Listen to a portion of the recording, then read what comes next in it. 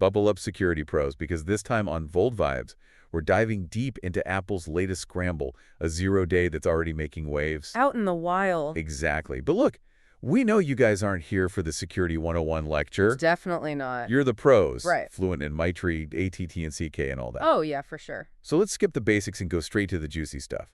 What trends does this vulnerability highlight? Good question. What should you be paying attention to right now in this ever-evolving security landscape? That's what we're here to dissect. We're not just going to report the news. We're looking at the bigger picture. Exactly. So let's break it down. CVE 2025-24200. Yeah.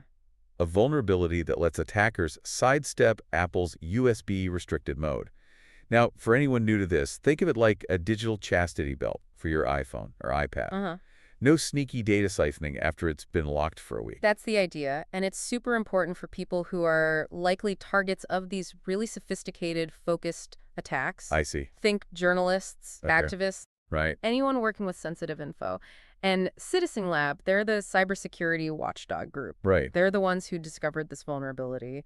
They have a real knack for finding these serious exploits, Yeah. especially those used against, high-profile people. So this isn't just a theoretical flaw then. No, This is a real-world threat. absolutely. And what I find fascinating is how this vulnerability actually works. Yeah. How are these attackers getting past this security feature that should be so robust?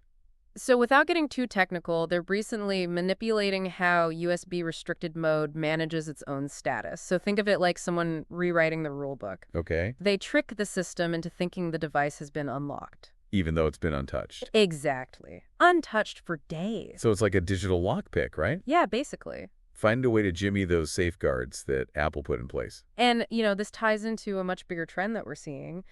These targeted attacks are getting increasingly sophisticated. Remember when a virus was like a little pop-up, annoying, but... I kind of miss those days. Right. It all felt simpler then. Yeah, a bit more straightforward. But seriously, this shift to targeted attacks is a whole different ballgame. It is. And what does this mean for, I don't know, everyday users? Right. Like me. Are we all potential targets now?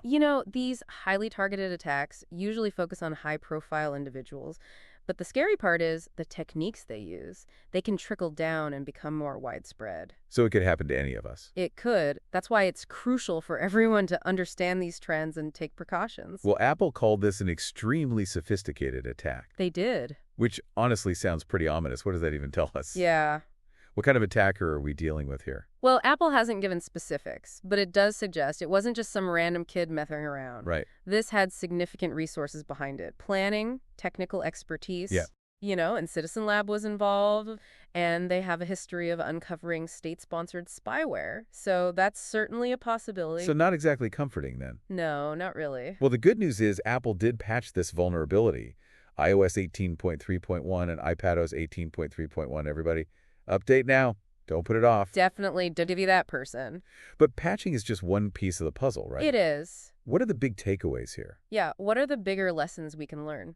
How can we actually future-proof our defenses against, these kinds of threats that keep evolving? That's the million-dollar question. We can't just keep playing catch-up with every new exploit. It's exhausting. It really is. We need to move to a more proactive security posture. Proactive. Exactly. So layering those defenses, Okay. Staying informed about the latest vulnerabilities, Right. and being aware of the tactics attackers are using. Don't just wait for something bad to happen. Take action now. Take action. So let's recap. Zero-day vulnerability, Check. actively exploited. Check. Potentially linked to a state-sponsored actor, Possibly. targeting a key security feature on Apple devices. Uh-huh.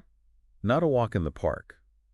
Really highlights the challenges we face. It does. In this constantly evolving landscape, it really underscores the need for all of us to be more security conscious. Yeah, And it's not just about updating your software. it's more than that. It's about understanding the bigger trends, thinking critically about your own security practices, and being prepared for whatever comes next. Solid advice. Well, huge thanks to you for breaking all this down for My us. pleasure.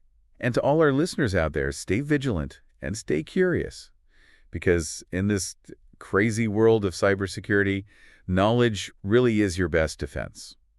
Until next time, keep those vibes secure. See ya, an event.